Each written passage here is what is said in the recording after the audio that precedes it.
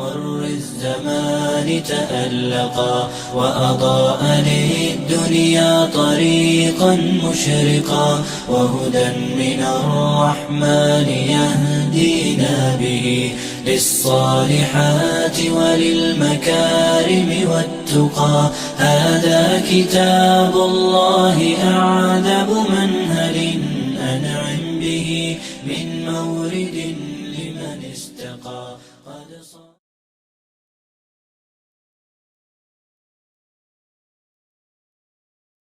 آیت نمبر 59 سے لے کے 102 تک کا یہ مقام ہے، یہ ایک بڑا حصہ ہے سورہ اعراف کا، جس میں دیگر اقوام کا ذکر ہے، جس میں قوم نوح کا ذکر ہوگا، پھر قوم ہود کا جسے قوم عاد بھی کہتے ہیں علیہ السلام، پھر قوم صالح، قوم لوط، قوم شعیب علیہ السلام، یعنی ان رسولوں کی اقوام کا ذکر ہے۔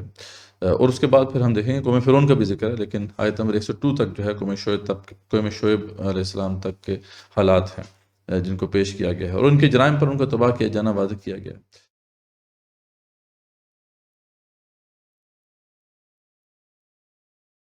تو ہم اب یہاں سے اس کا آغاز کرتے ہیں۔ اللہ فرماتے ہیں لقد ارسلنا نوحا الی قومہ فقال یا قوم اعبدوا اللہ ما لکم من الہ غیرہ انی اخاف علیکم عذاب یوم عظیم، کہ یقیناً جو ہے ہم نے بھیجا نوح علیہ السلام کو ان کی قوم کی طرف، تو انہوں نے کیا دعوت دی کہ اے میری قوم اللہ کی بندگی کرو، اس کے سوا تمہارا کوئی الہ نہیں ہے، اور مجھے خدشہ ہے تمہارے اوپر ایک بہت عظیم دن کے عذاب کا۔ تو یہ یہاں سے جو ہے پہلی دفعہ قوم نوح کا ذکر ہو رہا ہے، تو اس لیے بہتر ہے کہ ہم تھوڑا سا بیک گراؤنڈ دیکھ لیں ان کے حالات، کہ وہ جو قوم تھی نوح علیہ السلام کی جو قوم تھی اس کے حالات کیا ہیں۔ تو آدم علیہ السلام لوگوں کو جس صالح حالت پر چھوڑ کے گئے تھے وہ اس حالت پر برقرار نہیں رہے، ان میں بگاڑ آ گیا۔ تو ہم دیکھ سکتے ہیں کہ نوح علیہ السلام کے زمانے تک کافی بگاڑ جو ہے آ چکا تھا، اور ضرورت تھی کہ اب ایک ایسا رسول مبعوث ہو کہ جو ان کی اصلاح کرے۔ تو یہ اس لیے جو ہے نوح علیہ السلام کا ذکر ہمیشہ پہلے ہوتا ہے۔ اس سے پہلے بھی کچھ انبیاء آئے ہیں، آدم علیہ السلام سے لے کے پھر نوح علیہ السلام کے زمانے تک بیچ میں کچھ انبیاء ہیں، جیسے حضرت شیث علیہ السلام کا ذکر آتا ہے، حضرت ادریس علیہ السلام کا ذکر آتا ہے۔ تو انہوں نے بھی اصلاح کرنے کی کوشش کی، لیکن صحیح معنوں میں دیکھا جائے تو نوح علیہ السلام اس وقت اس لیے مبعوث ہوئے کہ بگاڑ اس حد تک آگے بڑھ گیا تھا کہ اب وہ کفر جو ہے یعنی اب ایمان کی بنیادیں بھی ختم ہو گئی تھیں۔ اور اس والے سے جو ابن تیمیہ رحمۃ اللہ علیہ کا وہ قول بھی ہمارے سامنے رہے تو اچھا ہے، کیونکہ اکثر آپ نے دیکھا ہوگا یہاں ذکر ہو رہا ہے نبیوں کا اور رسولوں کا، تو کیا فرق ہے نبی اور رسول؟ تو ابن تیمیہ رحمۃ اللہ علیہ نے یہ واضح کیا ہے کہ نبی آتا ہے کسی مسلمان قوم یا بگڑی ہوئی مسلمان قوم کی اصلاح کے لیے، ٹھیک ہے، جبکہ رسول آتا ہے ایک کافر قوم کی طرف، ٹھیک۔ تو یا تو وہ کافر قوم ہے، یا پھر وہ پہلے کبھی مسلمان تھی لیکن اس حد تک بگڑ گئی کہ اب اس کے اندر کفر اتنا پھیل چکا ہے کہ اب دوبارہ سے اس کو ایمان کی دعوت دینے کی ضرورت ہے۔ اس لیے ہم دیکھتے ہیں کہ عیسیٰ علیہ السلام رسول ہیں، حالانکہ وہ بنی اسرائیل کے اندر ایک مطلب اسی سلسلے کے ایک نبی ہیں، لیکن ان کو رسول اس لیے کہا گیا کہ اس وقت تک بنی اسرائیل جو تھے وہ اپنی بنیادوں کو چھوڑ چکے تھے، یعنی اس سے پہلے جتنے بھی ان کے درمیان آئے وہ انبیاء آئے تھے علیہ السلام، انہوں نے آ کے ان کی اصلاح کی، سمجھانے کی کوشش کی، لیکن جب عیسیٰ علیہ السلام آئے ہیں تو اس وقت تک وہ اس حد تک ان کا معاملہ بگڑ چکا تھا کہ اب دوبارہ سے ان کو ایمان کی دعوت دینے کی ضرورت تھی، اس لیے ان کو رسول کہا گیا ہے، رسول الی بنی اسرائیل، قرآن مجید کی آیت میں آتا ہے۔ تو نوح علیہ السلام جو ہے ایک طرح سے ہم کہہ سکتے ہیں کہ نوح انسانی کی طرف اس وقت بھیجے کہ جب پہلی دفعہ بگاڑ جو ہے اس حد تک پھیل گیا تھا۔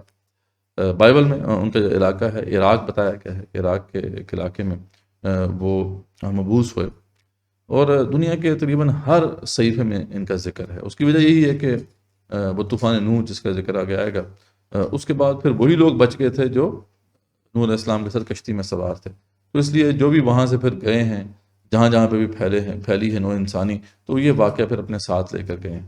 اس لیے ہم دیکھتے ہیں کہ جو قدیم جو ہے بیبلونین تہذیب ہے، ان کے ہاں جو کتبات ملتے ہیں تو اس میں بھی اس کا ذکر ہے، پھر آرمینیا کی روایات ہیں اس میں بھی اس واقعے کا ذکر ہے، پھر یونان یا مصر، ہندوستان، چین کے قدیم جو مذہبی لٹریچرز ہیں ان کے اندر بھی آپ کو اس واقعے کا ذکر ملتا ہے۔ اس طرح برما آپ چلے جائیں، ملایا، جزائر شرق، وہ جو فار ایسٹرن جو جزیرے ہیں چاہے آسٹریلیا چلے جائیں، نیو گینی یا امریکہ اور یورپ کی قدیم روایات کو اگر آپ اٹھا کے دیکھیں تو وہاں پہ بھی آپ کو وہ ایک طوفان کا ذکر ملتا ہے، کشتی کا ذکر ملتا ہے.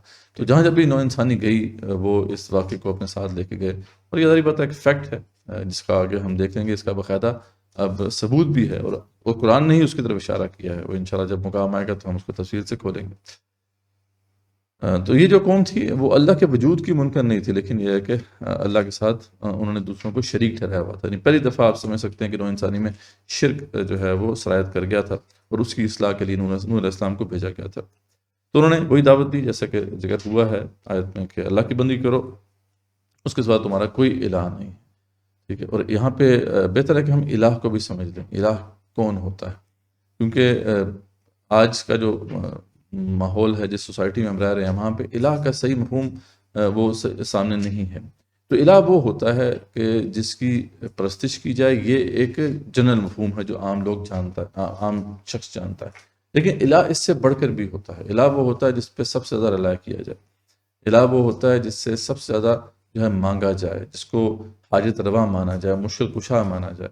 الہ وہ ہوتا ہے جس کے لیے انسان اپنی زندگی کھپانے کے لیے تیار ہو جائے، قربان کرنے کے لیے تیار ہو جائے. الہ وہ ہوتا ہے جس کو جو ہے جس سے سب سے بڑھ کر محبت کی جائے، جس سے سب سے بڑھ کر جو ہے خوف کھایا جائے، تو وہ الہ ہوتا ہے. ٹھیک ہے. تو یہ جو بات کہنا یہ بہت بڑی اسٹیٹمنٹ ہوتی ہے نا کہ اللہ کے سوا تمہارا کوئی الہ نہیں ہے. اس لیے لا الہ الا اللہ بہت بڑی اسٹیٹمنٹ ہے. وہ لوگ بات ہے بہت کم ہیں ایسے لوگ جو سمجھ کے یہ اسٹیٹمنٹ ادا کرتے ہیں اور اس کے اوپر قائم رہتے ہیں. تو خیر تمہارا کوئی الہ نہیں ہے، اللہ کی بندگی کرو، اور مجھے خدشہ ہے کہ تمہارے اوپر ایک بہت بڑا عذاب آ جائے گا. تو اس پہ جو ہے ان کے جو ملا تھے، سردار تھے، وہ بول اٹھے، وہ قال الملأ من قومه، تو ان کی قوم کے جو سردار تھے انہوں نے کہا انا لنراک فی ضلال مبین، ہم تو آپ کو دیکھتے ہیں کہ آپ کھلی گمراہی میں ہیں. ٹھیک ہے. تو ہر نبی کو یہی کہا گیا، اور خاص طور پہ سردار جو ہے وہ پکارتے تھے. اس کا مطلب ہے کہ جو نبی ہوتا ہے وہ دعوت کو ایسے پیش کرتا ہے کہ جو وہاں پہ اولو الامر طبقات ہوتے ہیں ان کے ایوانوں میں ایک زلزلہ آ جاتا ہے. اور وہ اسی صورت میں ہو سکتا ہے کہ وہ دعوت جو ہے وہ دو ٹوک ہو، اور وہ سٹرائک کرے اس وقت کے شرک کو، اور ریشنل ہو. کیونکہ ظاہر بات ہے وہ جو اوپر لوگ ہوتے ہیں، لیڈس ہوتے ہیں، وہ ایسے جذباتی بات نہیں سمجھتے ہیں. یہ جذباتی بات ایسی نہیں ہوتی کہ اس کے اندر اتنا ویٹ ہو کہ وہ جا کے جو اقتدار کے ایوانوں میں زلزلہ برپا کر دے.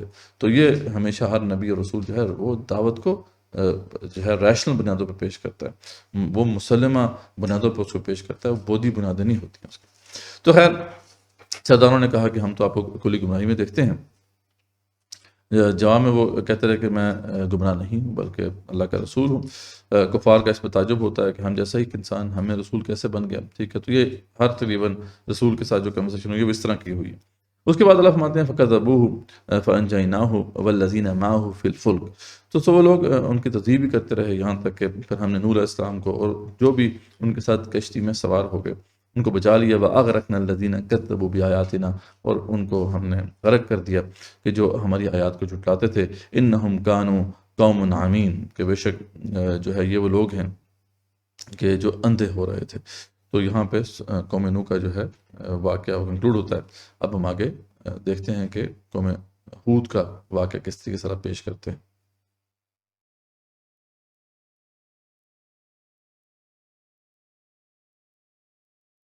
اس کے بعد قوم عاد کا ذکر ہے. اللہ فرماتے ہیں وَإِلَىٰ عَادٍ أَخَاهُمْ هُودًا، اور ہم نے قوم عاد کی طرف ان کے بھائی ہود علیہ السلام کو بھیجا. قَالَ يَا قَوْمِ اعْبُدُوا اللَّهَ مَا لَكُم مِّنْ إِلَٰهٍ غَيْرُهُ. ان کی دعوت بھی وہی تھی. تمام انبیاء اور رسول علیہ السلام کی دعوت ایک ہی ہے. یہی دعوت رسول اکرم صلی اللہ علیہ وسلم کی بھی ہے کہ اللہ کی بندگی کرو، اس کے سوا کوئی الہ نہیں ہے. تو یہی دعوت انہوں نے دی کہ اے قوم اللہ کی بندگی کرو، اس کے سوا تمہارا کوئی الہ نہیں ہے. افلا تتقون، تو کیا تم ڈرتے نہیں ہو.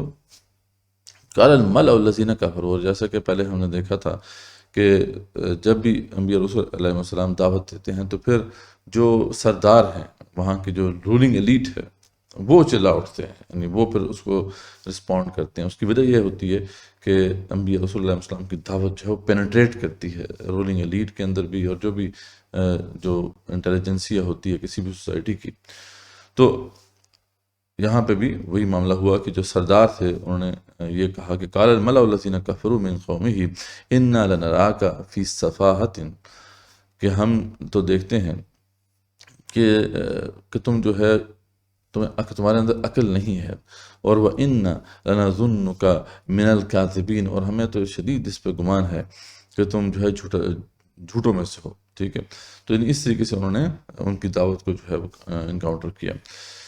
تو یہ قوم جو ہے اس کا تھوڑے حالات بھی ہم دیکھ لیتے ہیں۔ یہ عرب کی قدیم ترین قوم ہے، اور عرب کا بچہ بچہ جو ہے اس کو جانتا ہے۔ اچھا، ان کے قدیم ہونا اتنا مسلم ہے کہ عربوں میں جو چیز پرانی ہو جاتی ہے اسے عادی کہتے ہیں، ٹھیک ہے، اور آثار قدیمہ کو عادیات کہا جاتا ہے۔ تو یعنی یہ بات ایک مشہور ہے کہ قوم عاد جو ہے سرزمین عرب کی قدیم ترین قوموں میں سے ہے۔ پھر قدیم عربی شاعری میں بکثرت اس کا ذکر ملتا ہے۔ اچھا، ان کا جو علاقہ تھا وہ احقاف کا علاقہ تھا۔ یہ جو علاقہ ہے اس میں حجاز، یمن اور یمامہ کا علاقہ آ جاتا ہے۔ یہ بہت بڑا علاقہ ایک بنتا ہے۔ اچھا، آج وہاں پہ کوئی آبادی نہیں ہے، آج وہاں پہ رب الخالی ہے، تو وہ وہاں پہ موجود ہے، ایک لکو دک صحرا ہے بہت بڑا۔ لیکن ایک زمانے میں یہ علاقہ بڑا سرسبز تھا۔ یہیں سے پھیل کر پھر یہ لوگ جو ہے یمن کے مغربی ساحل تک پہنچے، اور اس کے بعد عمان اور حضرموت سے عراق تک کا جو علاقہ تھا ان کی پھر وہ جو بھی بادشاہ تھی اس کے تحت آتا تھا۔ حضرموت میں ایک مقام بھی ہے آج بھی کہ وہاں کہا جاتا ہے کہ حضرت ہود علیہ السلام کی یہ قبر ہے، لیکن یہ مشہور ہے، کوئی اس کی سند موجود نہیں ہے، کوئی مسند ذریعہ نہیں ہے جس سے تحقیق کی جا سکے۔ اچھا، یہ جو علاقہ ہے یہ بھی دریافت ہو گیا ہے 1992 میں 1992 میں سیٹلائٹ امیجز کے ذریعے سے اور کچھ نقشوں کی مدد سے اس کے جو کھنڈرات تھے وہ نکولس کلیپ جو ایکسپلورر تھے انہوں نے جو ہے دریافت کیے تھے، اور ان کی ٹیم نے پھر جو ہے یہاں پہ پھر جا کے کھدائی وغیرہ کی، اور اس سے پھر جو بھی آرکیولوجیکل فائنڈنگز ہوئیں تو کافی انفارمیشن اس سٹی کے بارے میں جو ہے اب ہمارے سامنے دریافت ہو چکی ہے۔ اس کو اگر آپ سرچ کریں گے انٹرنیٹ پہ کہ دی اٹلانٹس آف دا سینڈس کے نام سے، یا لاسٹ کنگڈم آف دا اوبار، تو وہ پھر آپ کو مل جائے گی، یا سٹی آف دا پلرز آپ سرچ کر لیں تو پھر بھی آپ کو یہ اس کی تفصیلات مل سکتی ہیں۔ بڑی خوشحال اور امیر قوم تھی یہ۔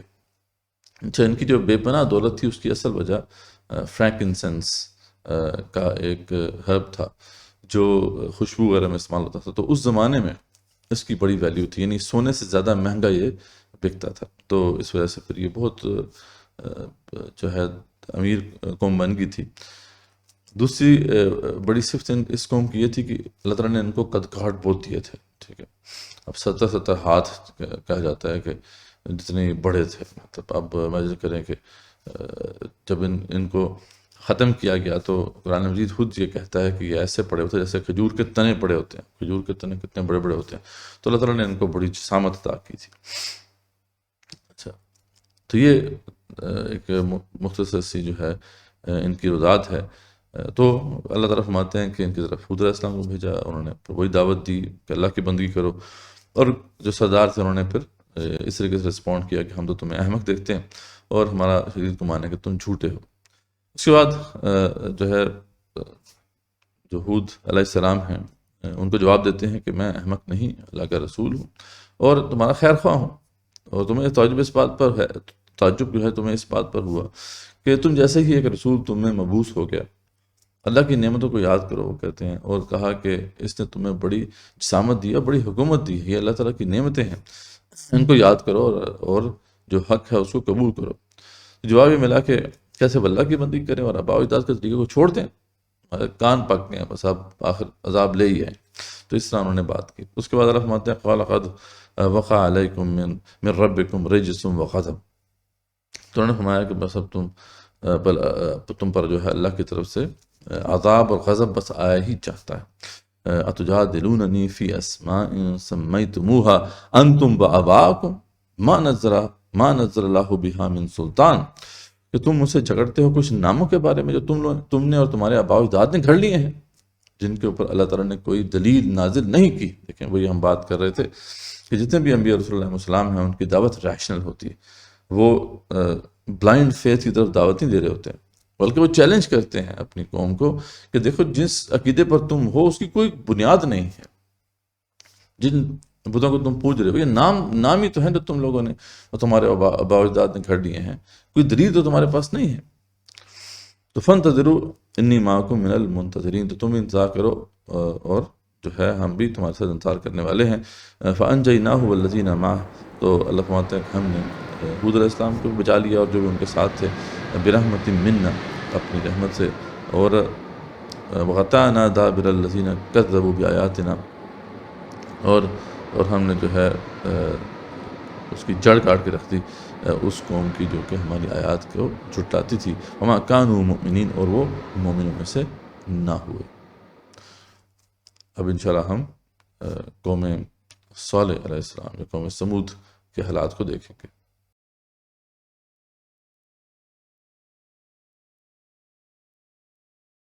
اس کے بعد اللہ فرماتے ہیں وَإِلَىٰ الثَّمُودَ أَخَاهُمْ صَالِحًا، اور قوم سمود کی طرف ہم نے ان کے بھائی صالح علیہ السلام کو بھیجا۔ ان کی کیا دعوت تھی؟ قَالَ يَا قَوْمِ اعْبُدُوا اللَّهَ مَا لَكُم مِّنْ إِلَٰهٍ غَيْرُهُ، وہی دعوت جو کہ دیگر انبیاء اور رسول علیہ السلام نے دی کہ میری قوم اللہ کی بندگی کرو، اس کے سوا تمہارا کوئی الہ نہیں ہے۔ قَدْ جَاءَتْكُمْ بَيِّنَةٌ مِّن رَّبِّكُمْ، یقیناً تمہارے پاس تمہارے رب کی طرف سے ایک واضح نشانی آ چکی ہے۔ اس وقت تک وہ جو ان کی فرمائش کے مطابق جو معجزہ دکھایا گیا تھا، یعنی اللہ کی اونٹنی وہ ان کے درمیان موجود تھی کہ ھذہ ناقۃ اللہ لکم آیا، دیکھو یہ اللہ تعالیٰ کی اونٹنی ہے تمہارے لیے ایک نشانی کے طور پر تمہارے درمیان، فذروها تأکل فی ارض اللہ، تو دیکھو اس کو چھوڑ دو زمین پہ کھاتی پھیتی، یعنی اس کو تم تنگ نہ کرو، ولا تمسوها بسوء، اور برائی کی نیت سے اس کو ٹچ نہ کرنا، یعنی اس کو نقصان پہنچانے کی کوشش نہ کرنا، فیأخذکم عذاب علیم، ورنہ تمہارے اوپر بہت ہی المناک پھر عذاب نازل ہوگا۔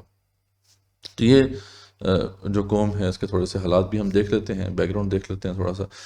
یہ بھی عرب کی ایک قدیم قوم تھی، اہل عرب کے ہاں اس کے بھی بڑے چرچے تھے، اور اس کا جو ذکر ہے وہ قدیم مورخین کے ہاں بھی ملتا ہے، جو الیگزینڈریا اور گریک سے تعلق رکھنے والے قدیم مورخین تھے، انہوں نے بھی اپنی تاریخوں میں اس قوم کا ذکر کیا ہے۔ عیسیٰ السلام کے دور سے کچھ پہلے تک اس قوم کے کچھ افراد بھی موجود تھے، اور جن میں سے کچھ جو ہے رومی فوج میں بھی شامل ہوئے۔ یہ شمالی عرب کا جو ہے علاقہ ہے بیسیکلی، جہاں پہ یہ قوم آباد تھی، جسے حجر کا علاقہ کہتے ہیں۔ یہ اگر آپ مدینہ سے تبوک کی طرف جائیں تو راستے میں ایک جگہ آتی ہے مدائن صالح، وہاں پر اس قوم کے کھنڈرات آج بھی موجود ہیں۔ ان کا یہ خاصہ تھا کہ یہ چٹانوں کو تراش کے گھر بناتے تھے، تو وہ گھر آج بھی ان کے اسی طریقے سے موجود ہیں۔ یہ جب آپ صلی اللہ علیہ وسلم تبوک کے مارکے پر گئے تھے تو آپ صلی اللہ علیہ وسلم نے صحابہ کے ساتھ اس جگہ کو بھی وزٹ کیا تھا رضوان اللہ تعالیٰ علیہ۔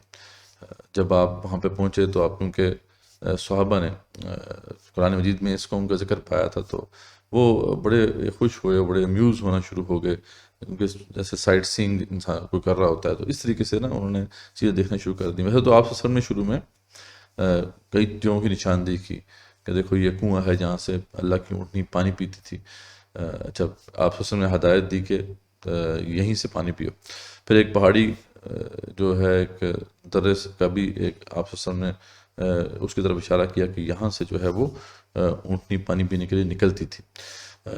اس مقام کو آج جو ہے فج الناقہ بھی کہا جاتا ہے۔ تو آپ نے اس طرح نا مختلف جگہوں کی نشاندہی بھی کی، لیکن جب آپ نے دیکھا کہ صحابہ کرام جو ہیں رضوان اللہ تعالیٰ علیہم کچھ امیوز ہونا شروع ہو گئے، تو آپ صلی اللہ علیہ وسلم نے پھر ان کو وہاں پہ کھڑے کر کے ایک بڑا ہی پر اثر خطبہ ارشاد فرمایا کہ دیکھو یہ اللہ تعالیٰ کے عذاب کی جگہ ہے، یہاں پہ اللہ کا عذاب نازل ہوا، یہ کوئی ایسی جگہ نہیں ہے جہاں پہ تم خوشی سے جو ہے وہ سائٹ سینگ کرو، تو ہمیں جلدی یہاں سے نکلنا چاہیے۔ یہی وجہ ہے، اسی حدیث کی وجہ سے سعودی عرب میں کافی عرصے تک یہ جگہ جو تھی یہ کوئی یعنی وزٹرز کے لیے الاؤڈ نہیں تھی، یعنی ایسا نہیں تھا کہ اس کو مارکیٹ کیا جائے، کیونکہ عام طور پہ تو اگر اس طرح کے اگر کنٹرات موجود ہوں تو وہ تو ایک بہت بڑا ایک ریونیو کا ذریعہ ہوتا ہے، کیونکہ ٹورسٹ بڑے شوق سے یہاں پہ آتے ہیں۔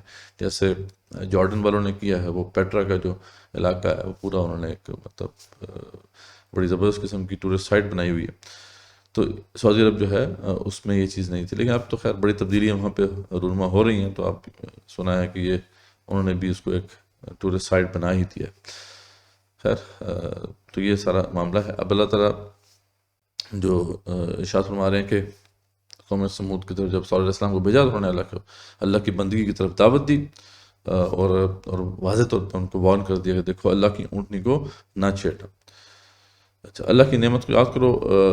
وہ فرماتے ہیں ان سے کہ جب اس نے عاد کے بعد تمہیں بسایا، تم نرم گارے سے اینٹیں بنا کر گھر بناتے ہو اور پہاڑوں کو تراش کر گھر بناتے ہو۔ یعنی دو قسم کی جو ہے ٹیکنالوجیز ان کے پاس تھیں اس زمانے میں۔ ایک یہ کہ جو نرم گارے سے اینٹیں بناتے تھے، سب سے پہلے انہوں نے ہی اینٹیں بنانا شروع کی اور اس سے پھر گھر بنانے شروع کیے۔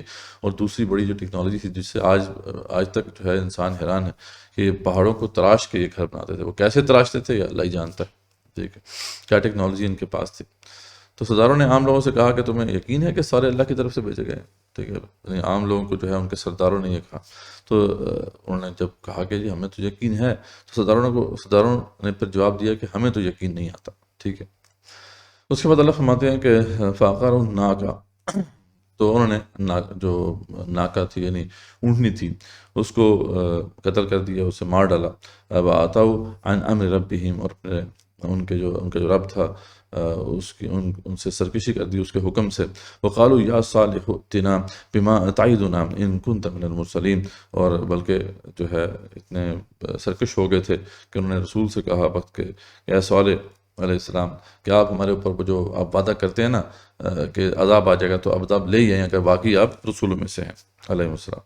تو اس طریقے سے انہوں نے چیلنج کیا کہ کان پک گئے ہیں ہمارے، آپ بس اب وہ جو عذاب کے آپ بار بار ہمیں وعیدیں سناتے ہیں آپ اس کو ہمارے اوپر وارد کرائی دیں۔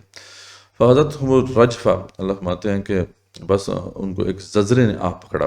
فَأَصْبَحُوا فِي دَارِهِمْ جَاثِمِينَ، اور وہ اپنے گھروں میں اوندے منہ پڑے رہ گئے۔ فَتَوَلَّ عَنْهُمْ وَقَالَ يَا قَوْمِ لَقَدْ أَبْلَغْتُكُمْ رِسَالَةَ، ٹھیک ہے۔ تو اللہ فرماتے ہیں اس طریقے سے انہوں نے روگردانی کی تو اور سزا کے مستحق ٹھہرے۔ تو اس کے بعد صالح علیہ السلام نے اپنی قوم سے کہا، اے قوم یقیناً جو ہے میں تو تمہاری طرف جو رسالت کے پیغامات تھے وہ پہنچا چکا۔ رسالت ربی، اپنے رب کی طرف سے جو بھی پیغام تھا وہ میں نے تمہیں پہنچا دیا۔ وَنَصَحْتُ لَكُمْ، اور میں نے تمہاری خیر خواہی چاہی۔ وَلَكِنْ لَا تُحِبُّونَ النَّاصِحِينَ، لیکن تم کدھر جو ہے اصلاح کرنے یا نصیحت کرنے والوں کو پسند کرتے تھے۔ تو اس طریقے سے انہوں نے آخری ان سے بات کی جب قوم تباہ ہو چکی تھی۔ اب ہم آگے قوم لوط کا ذکر دیکھتے ہیں۔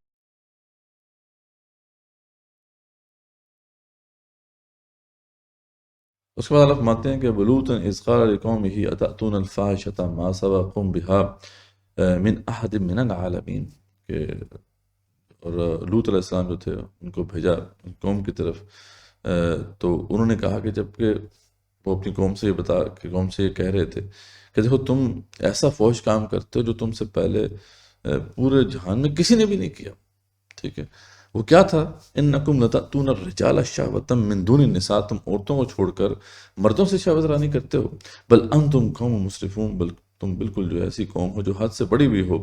وما کان جواب قومی، تو اس کے جواب میں قوم کا جو ہے یہ کہنا تھا کہ الا ان قالوا، سوائے اس کے انہوں نے اور کچھ نہیں کہا کہ اخرجوہم من قریتکم، ان کو اپنی بستیوں سے نکال دو، جلا وطن کر دو۔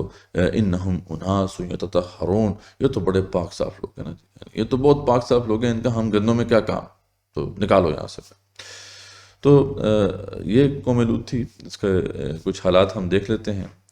ان کا جو علاقہ ہے یہ ٹرانس جارڈن کا علاقہ بنتا ہے، شرق اردن کا علاقہ۔ بائبل میں اس کے مرکزی شہر کا نام سدوم بتایا گیا ہے، ٹھیک ہے۔ سودوم اور غمورہ کی جو بستیاں ہیں ان کا ذکر ہے۔ اس کے علاوہ بھی جیسے تلمود میں ذکر ہے کہ کچھ مزید بستیاں تھیں، 4 مزید بستیاں تھیں، اور یہ بہت بڑا علاقہ تھا جو بڑا سرسبز اور بڑا ہی سرسبز علاقہ تھا۔ آج وہاں پہ ہم دیکھتے ہیں کہ ڈیڈ سی موجود ہے۔ یہ کبیر فعل کا ارتکاب کرتے تھے اور تاریخ انسانی میں پہلے لوگ تھے جنہوں نے اس فعل کا آغاز کیا۔ اس سے پہلے صرف ہم دیکھتے ہیں کہ یعنی آج سے پہلے آج کی جو تہذیب ہے خیر وہ تو اتنی پرورٹڈ ہو چکی ہے کہ سب سے بڑی اب قدر یہی ہے کہ کس طریقے سے جو یہ لوگ ہیں ان کو تحفظ فراہم کیا جائے۔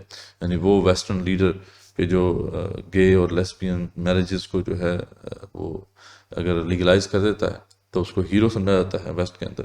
تو آج تو پتہ نہیں کیا معاملہ ہے کہ یہ ایک بہت بڑی قدر بن گئی ہے ویسٹ کے اندر لیکن اس سے پہلے جو ہے اس کو کبھی فعل ہی انسانی ہسٹری میں جو ہے سمجھا جاتا تھا ہر سوسائٹی کے اندر، سوائے ہم دیکھتے ہیں کہ گریکس کا معاملہ ڈفرینٹ تھا، انہوں نے اس کو ایک خوبی کے طور پہ جو ہے ایک اسٹیبلش کیا تھا، اور اب یہ مغربی تہذیب ہے جس نے پھر یہ کام کیا ہے، ورنہ یہ اتنا غیر فطری عمل ہے کہ اس کو ہر سوسائٹی میں جو ہے ایک غلط فعل سمجھا جاتا تھا۔ اچھا، ہمارے ہاں اسلام کے اندر جو اس کی قباحت ہے وہ کتنی زیادہ ہے وہ تو آپ سب جانتے ہیں۔ حدیث میں مختلف روایت میں آپ صلی اللہ علیہ وسلم سے مروی ہے کہ ان میں سے کسی میں ہم کو یہ الفاظ ملتے ہیں کہ اس کو قتل کر دو، جو فاعل ہے اس کو بھی اور مفعول ہے اس کو بھی، ٹھیک ہے، فاعل اور مفعول دونوں کو قتل کرنے کا حکم ہے، اور کسی میں اس کا حکم اس حکم پر اتنا اضافہ ہے کہ جو ہے شادی شدہ ہوں یا غیر شادی شدہ دونوں کو قتل کرنے کا حکم، اور کسی میں یہ بھی ہے کہ اوپر اور نیچے والا اور دونوں کو سنسار کر دیا جائے، ٹھیک ہے۔ اچھا، آپ اسلام کے زمانے میں کیونکہ ایسا کوئی کیس نہیں آیا تھا، لیکن بعد میں جب ایسے کیسز آئے تو پھر معلوم ہوا کہ جو خلفۂ راشدین ہیں انہوں نے مختلف اس کی سزائیں پھر نافذ کی۔ حضرت علی رضی اللہ عنہ کی رائے اس پہ یہ بنی کہ مجرم تلوار سے قتل کیا جائے اور دفن کرنے کے بجائے اس کی لاش جلا دی جائے۔ ابو بکر رضی اللہ عنہ بھی اسی کے قائل ہیں۔ حضرت عمر، حضرت عثمان رضی اللہ عنہما وہ اس کے قائل تھے کہ کسی بوسیدہ عمارت کے نیچے کھڑا کر دیا جائے ان کو، اور وہ عمارت ان کے اوپر ڈھا دی جائے، ٹھیک ہے۔ ابن عباس رضی اللہ عنہ کا جو ہے فتویٰ یہ ہے کہ بستی کی سب سے اونچی جو عمارت ہے وہ اس کے سر پر جو ہے اس کو پھینکا جائے، یعنی پہلے سب سے اونچی عمارت پر لے جا کر اس کو سر کے بل نیچے پھینکا جائے اور پھر اوپر سے پتھر برسائے جائیں، یہ حضرت ابن عباس رضی اللہ عنہ کا فتویٰ۔ اچھا، فقہا میں ہم دیکھتے ہیں کہ امام شافعی کہتے ہیں کہ فاعل اور مفعول واجب القتل ہے، ٹھیک ہے، خواہ شادی شدہ ہوں یا غیر شادی شدہ۔ اچھا، اس کے علاوہ جو دیگر ائمہ ہیں جس میں امام مالک ہیں، امام زہری ہیں، امام احمد بن حنبل ہیں رحم اللہ علیہ، یہ کہتے ہیں کہ ان کی سزا رجم ہے، یعنی پتھر مار مار کے ان کو مار دیا جائے۔ امام ابو حنیفہ کی رائے میں اس پر کوئی حد مقرر تو نہیں ہے اس طریقے سے، بلکہ یہ فعل تعزیری ہے، یعنی اس پہ جو ہے تعزیری حکم نافذ ہوگا، جیسے حالات و ضروریات ہوں گی اس کے مطابق جو سخت سے سخت سزا جو ہے ان کو دی جا سکتی ہے۔ اور امام شافعی کے بارے میں بھی آتا ہے کہ ان کی وہ بھی اس رائے کی تائید کرتے تھے۔ تو معلوم ہوا کہ اسلام کے اندر تو ایک بہت ہی کبھی فعل کے طور پہ اسٹیبلشڈ ہے اور اس پہ بہت سخت سزا جو ہے وہ رکھی گئی ہے۔ تو اللہ فرماتے ہیں اس کے بعد کہ فَأَنْجَيْنَاهُ وَأَهْلَهُ إِلَّا امْرَأَتَهُ، تو ہم نے لوط علیہ السلام کو اور ان کے گھر والوں کو بچا لیا سوائے ان کی بیوی کے، کانت من الغابرین، وہ پیچھے رہنے والوں میں سے ہو گئی جن کے اوپر عذاب آنا تھا۔ وَأَمْطَرْنَا عَلَيْهِمْ مَطْرًا، ٹھیک ہے۔ اب عذاب کی جو ہے وہ صورت بتائی جا رہی ہے کیسے ان کے اوپر عذاب آیا، اور ہم نے ان پر خاص قسم کا جو ہے می برسایا، ٹھیک ہے، وہ پتھروں کا می تھا، یعنی پتھروں کی بارش ہوئی۔ فانظر کیف کان عاقبۃ المجرمین، تو اللہ فرماتے ہیں کہ اب دیکھو تو صحیح کہ ان مجرموں کا انجام کیسا ہوا۔ یہاں پر صرف یہ ذکر ہے، لیکن دیگر مقامات پہ ذکر آتا ہے کہ کیسے ان کے ساتھ ان کے اوپر عذاب نازل ہوا۔ پہلے جو ہے پوری کی پوری جو ان کا جو علاقہ تھا اس کو جبرائیل جو ہے وہ اٹھا کر لے کے گئے پہلے آسمان تک، پھر اس کو الٹا کیا گیا، یہ نیچے گرے اور وہ اوپر سے جو ہے پتھراؤ ہوا، اور یعنی پتھروں کی بارش ہوئی جو کہ نشان زدہ تھے، اور اس کے بعد وہ پورے کا پورا جو خطہ تھا وہ ان کے اوپر دے مارا گیا، اور اس طریقے سے یہ پورا جو علاقہ ہے اوپر نیچے ہو گیا۔ تو یہ یعنی عذاب آیا ان کے اوپر، اللہ تعالیٰ کا غضب ان کے اوپر پڑ گا۔ اب ہم آگے قوم شعیب کا معاملہ دیکھتے ہیں۔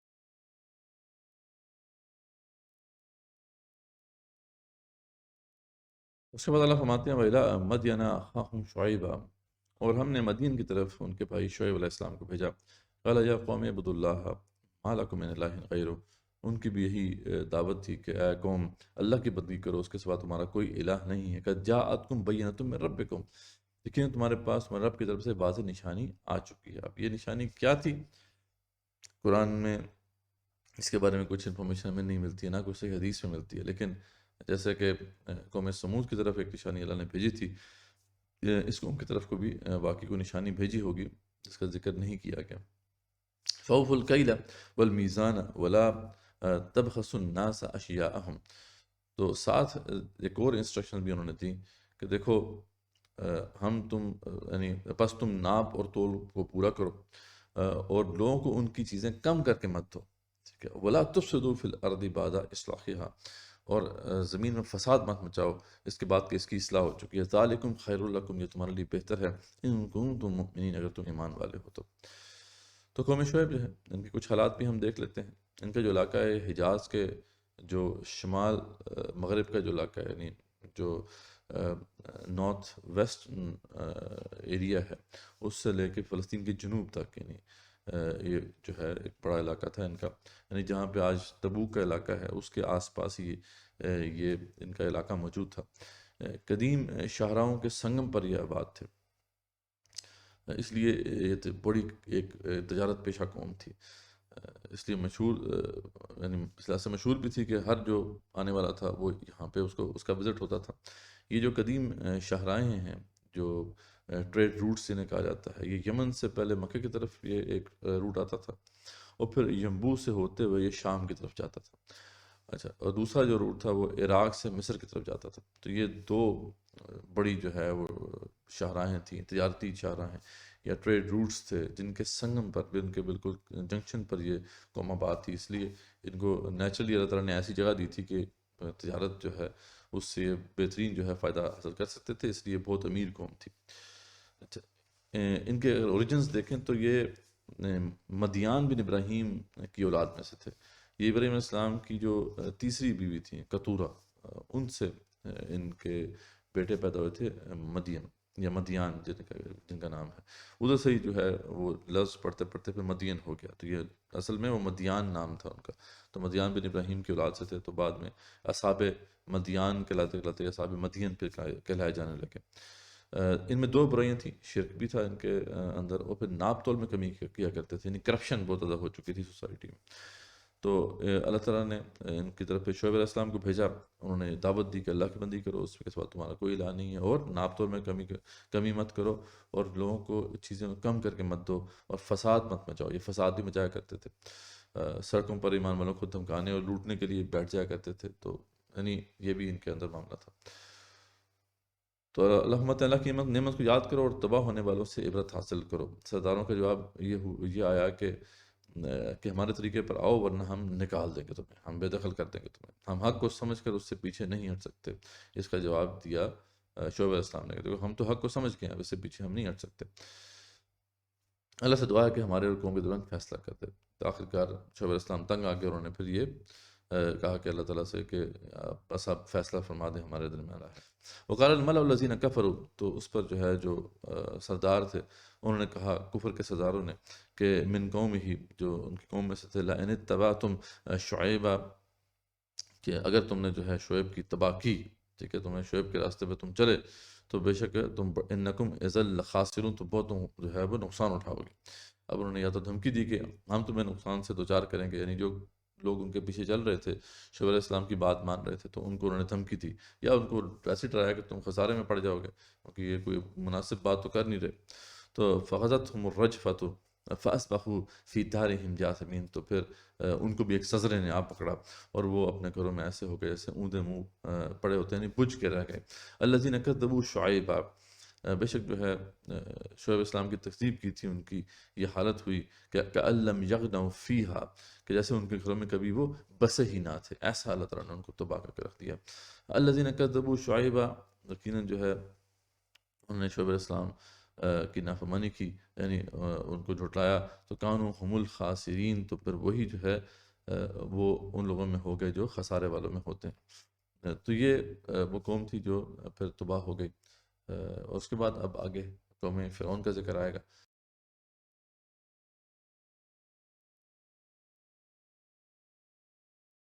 ابھی جو 5 قومیں جن کا ذکر ہمارے سامنے آیا ہے، اب اللہ تعالیٰ ایک طرح سے اب تک جو بات ہوئی ہے یا بحث ہوئی ہے اس کو کنکلوڈ کر رہے ہیں، اس سے پہلے کہ قوم فرعون کا ذکر ہو اور موسیٰ علیہ السلام کا ذکر ہو، کیونکہ وہ بڑا تفصیلی پھر بیان ہے جو آگے آنے والا ہے، وہ پھر 103 آیت سے لے کے پھر 178 آیت تک جائے گا۔ تو اس لیے ابھی تک کی جو بحث ہوئی ہے اس حوالے سے جو سابقہ اقوام کے ضمن میں، تو اس کو اب کنکلوڈ کیا جا رہا ہے یہاں پر۔ تو اللہ فرماتے ہیں وَمَا أَرْسَلْنَا فِي قَرْيَةٍ مِّن نَبِيٍّ إِلَّا أَخَذْنَا أَهْلَهَا بِالْبَأْسَاءِ وَالضَّرَّاءِ لَعَلَّهُمْ يَضَّرَّعُونَ، اور اس نے اللہ فرماتے ہیں کہ ہم نے جو ہے ہر بستی میں نبی بھیجا، تو یعنی کوئی ایسی بستی نہیں ہے، یعنی ایکسیپشن نہیں ہے اس رول کی، ایک رول ہے اللہ فرما رہے ہیں کہ ایسا ہی ہوتا رہا کہ ہم نے ہر بستی میں جب نبی بھیجا تو پھر اس کے جو اہل تھے، اس کے رہنے والے تھے، ان کے اوپر سختیوں اور تکلیفوں سے پکڑا. کیوں؟ لعلہم یضرعون، تاکہ وہ گڑگڑائیں، پلٹیں اللہ کی طرف. تو اس لیے یہ جو مشکل وقت آتا ہے قوموں کے اوپر، یہ بھی اللہ تعالیٰ کی رحمت کا ہی مظہر ہے، کیونکہ اللہ تعالیٰ جو ہے یہی چاہتے ہیں کہ لوگ سمجھ جائیں، سیدھے راستے پر آ جائیں.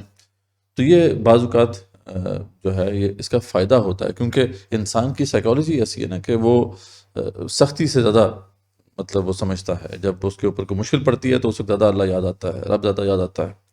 جب راحت پہنچتی ہے تو پھر انسان بھول جاتا ہے. تو انسان کی نیچر ہی ایسی ہے. اس لیے اللہ فرماتے ہیں کہ ہم نے پھر ایسا کیا کہ وہ بستی والے جو تھے ان کو پکڑا تکلیفوں سے، تاکہ وہ گڑگڑائیں، پلٹیں اللہ کی طرف. ثم بدلنا مکان السیئۃ الحسنہ. لیکن جب ایک خاص وقت گزر گیا تو پھر ہم نے کیا کیا کہ ان کی جو سختی کی کیفیت تھی اس کو اچھائی سے بدل دیا. اس کا ذکر ہم پہلے کر آئے ہیں.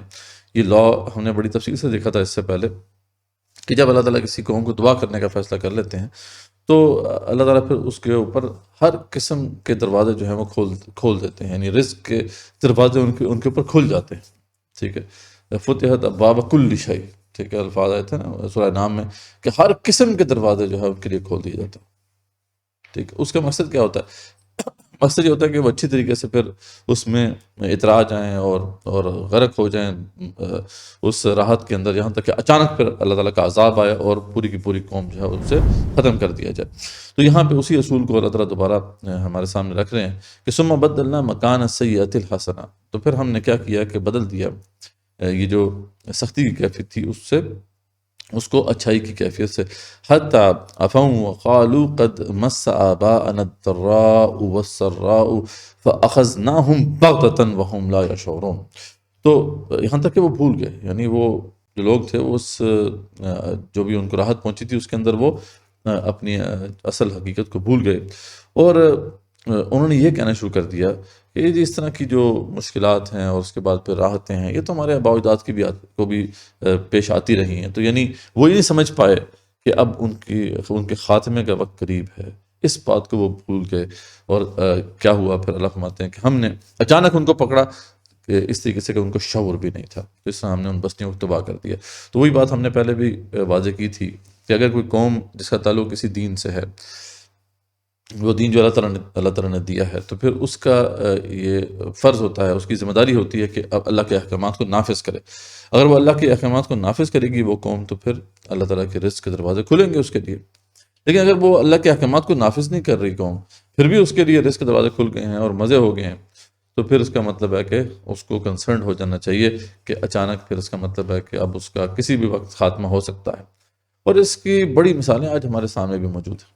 ٹھیک ہے، آج کئی ایسے مسلمان قومیں جو بڑی جہاں پہ راحت تھی، ٹھیک ہے، دنیا وہاں پہ جایا کرتی تھی، وہ ٹورسٹ ڈیسٹینیشنز تھیں، لیکن آج ان کا حال کیا ہے؟ تباہ ہو چکی ہیں. اس لیے فَاعْتَبِرُوا يَا أُولِي الْأَبْصَارِ، اے آنکھیں رکھنے والو عبرت حاصل کرو. قرآن میں بار بار آتا ہے، تو ہمیں عبرت حاصل کرنی چاہیے. تو اللہ فرماتے ہیں اور اگر ان بستیوں کے رہنے والے ایمان لے آتے اور پرہیزگاری اختیار کرتے تو ہم ان پر آسمان اور زمین کی برکتیں کھول دیتے. وہی بات کہ اگر وہ ایمان اور پرہیزگاری کی روش پہ چلتے تو ہم ان کے لیے پھر رزق کے دروازے کھولتے، لیکن انہوں نے تکذیب کی تو ہم نے ان کے اعمال کی وجہ سے ان کو پکڑ لیا. کہ پھر بھی ان بستیوں کے رہنے والے اس بات سے بے فکر ہو گئے. بڑا ہی یہاں پہ نا ایک چونکا دینے والا انداز ہے اللہ تعالیٰ کہ یہ بے خوف ہو گئے ہیں بستیوں والے. وہ بستیاں جو بھی زندہ ہیں، جو بھی جن کا وقت موجود ہے، ابھی باقی ہے، جن کا خاتمہ ابھی نہیں ہوا، یعنی ہماری بستیاں بھی، ہم بھی ان میں شامل ہیں. تو اللہ ہمارے یہاں پہ ایک سمجھ اعلان ہے اللہ کی طرف سے پوری نو انسانی کو، کیا پھر بھی ان بستیوں کے رہنے والے اس بات سے بے فکر ہو گئے کہ ان پر ہمارا عذاب شب کے وقت آ پڑے جس وقت وہ سوتے ہوئے ہو؟ کیا وہ بے فکر ہو گئے ہیں؟ اور کیا ان بستیوں کے رہنے والے اس بات سے بے فکر ہو گئے ہیں کہ ان پر ہمارا عذاب دن چڑھے آ پڑے جس وقت کہ وہ اپنے کھیلوں میں مشغول ہوں؟ کیا بستیوں والے بے خوف ہیں؟ واقعی بے خوف، کوئی پرواہ نہیں، کسی کو کیا پرواہ ہے؟ کہ بس وہ اللہ کی اس پکڑ سے بے فکر ہو گئے. تو اللہ کی پکڑ سے بجز ان کے جن کی شامت ہی آ گئی ہو اور کوئی بے فکر نہیں ہوتا. یہ بلکہ ایک علامت ہے کہ جب لوگ اللہ کی اس پکڑ سے بے فکر ہو جائیں تو سمجھ لیں کہ بس اس کی شامت اب آیا چاہتی ہے، اب اس کا آخری وقت آ گیا ہے قریب۔ اور اللہ فرماتے ہیں اور کیا ان لوگوں کو جو زمین کے وارث ہوئے، وہاں کے لوگوں کی ہلاکت کے بعد ان واقعات جو سابقہ واقعات گزرے ہیں، یہ بات نہیں بتلائی ان واقعات نے کہ اگر ہم چاہیں تو ان کے جرائم کے سبب ان کو ہلاک کر ڈالیں۔ کیا یہ جو واقعات ہم بیان کر رہے ہیں اور یہ جو کھنڈرات ان کے موجود ہیں، جو منہ بولتا ثبوت ہیں کہ کسی جرم کی پاداش میں تباہ ہو گئی یہ قومیں، کیا ان کو دیکھ کے بھی عبرت حاصل نہیں کی لوگوں نے، اور ہم ان کے دلوں پر بند لگا دیں بس وہ نہ سن سکیں؟ اصل بات یہ ہے کہ ہم نے اصل میں دلوں پہ مہر لگا دی ہے، اب یہ نہیں سن سکتے۔ اب اس کے بعد آیت نمبر 102 بڑی خوبصورت آیت ہے کہ تلک القری نقص علیک من انبائها، یہ بستیاں ہیں، ٹھیک ہے، اور ہم آپ کو ان کی خبریں جو ہیں وہ سنا رہے ہیں۔ وَلَقَدْ جَاءَتْهُمْ رُسُلُهُمْ بِالْبَيِّنَاتِ، یقیناً ان کے پاس بھی رسول آئے تھے ہمارے علیہ السلام بینات کے ساتھ۔ فَمَا كَانُوا لِيُؤْمِنُوا بِمَا كَذَّبُوا مِن قَبْلُ، تو لیکن یہ انہوں نے جو ابتدا میں انکار کر دیا تھا تو بعد میں پھر ایمان نہ لے کے آئے، یعنی یہ اللہ کا اصول ہے، پہلی دفعہ جو انکار کرتے پھر بعد میں بہت مشکل ہوتا ہے کہ توفیق ملے کہ وہ اس حقیقت کو ایکسیپٹ کرے۔ کذالک یطبع اللہ علی قلوب الکافرین، تعالیٰ فرماتے ہیں اس طریقے سے اللہ تعالیٰ اس طرح کافروں کے دلوں پر بند لگا دیتے ہیں کہ جب وہ حق کو دیکھ کر اس کو قبول نہیں کرتے، بینات معجزات ان کے سامنے پیش کر دیے جاتے ہیں اور پھر بھی وہ حق کو قبول نہیں کرتے، تو اللہ فرماتے ہیں اسی طریقے ہم پھر دلوں پہ مہر لگا دیا کرتے ہیں۔ وما وجدنا لاکثرهم من احد، اب اللہ تعالیٰ اب اگین یہ وہ جسچرز ہیں جس سے اب ظاہری بات ہے ہم سے اللہ تعالیٰ نے کلام کیا ہے ہمیں سمجھانے کے لیے، تو یہاں پہ فیلنگ ایسی آتی ہے جیسے اللہ تعالیٰ خوش نہیں ہے، اللہ تعالیٰ وہ جیسے کہتے ہیں کہ اداس ہیں یا کنسرن ہیں کہ وما وجدنا لاکثرهم من احد، ہم نے ان میں سے اکثر کو عہد کا پاسدار نہیں پایا، اکثر لوگ جو ہیں وہ عہد کے پکے نہ ہوئے۔ وَإِن وَجَدْنَا أَكْثَرَهُمْ لَفَاسِقِينَ، اور ہم نے ان میں سے اکثر کو فاسق ہی پایا۔ یہ معاملہ ہے کہ اکثریت انسان کی جو ہے تباہ ہو گئی، اس سے بڑی ہیومن ٹریجڈی اور کوئی نہیں ہو سکتی۔ ہم بات کرتے ہیں کہ جناب کوئی زلزلہ آ گیا، کوئی آفت آ گئی، کوئی طوفان آ گیا، تو کوئی جو ہے کوئی ہزار 2000 لاکھ بندے جو ہے ڈسٹرب ہو گئے، تو ہم کہتے ہیں ہیومن ٹریجڈی ہے، یہ بہت بڑی ہیومن ٹریجڈی۔ اس سے بڑی کیا ہیومن ٹریجڈی ہوگی کہ اکثریت انسانوں کی جہنم میں جلے گی ہمیشہ کے لیے۔ سب سے بڑی ہیومن ٹریجڈی یہ ہے، اس کا ادراک ہمیں ہونا چاہیے۔ تو یہ وہ خوبصورت آیت ہے جس کے اوپر پھر جو ہے یہ جو ایک طرح سے کنکلوڈ ہوا ہے۔ اب انشاءاللہ اب ہم جو ایک بہت بڑا حصہ ہے سورہ اعراف کا، اس کو اب دیکھیں گے جو قوم فرعون سے متعلق ہے، موسیٰ اور فرعون کا یہ تفصیلی واقعہ ہے علیہ السلام، جس کو اب ہم دیکھیں گے جو آیت نمبر 178 تک جائے گا، اور اس کے بعد پھر اس صورت کا ایک بڑا ہی اہم اور جامع کنکلوژن ہے جس کو ہم دیکھیں گے۔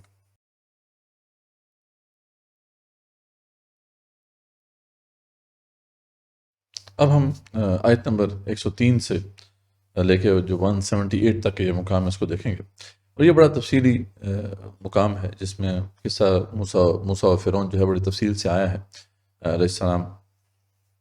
اس سے پہلے ہم نے دیکھا تھا کہ بنی اسرائیل میں ہم نے بنی اسرائیل کی تاریخ کا ایک حصہ پڑھا تھا۔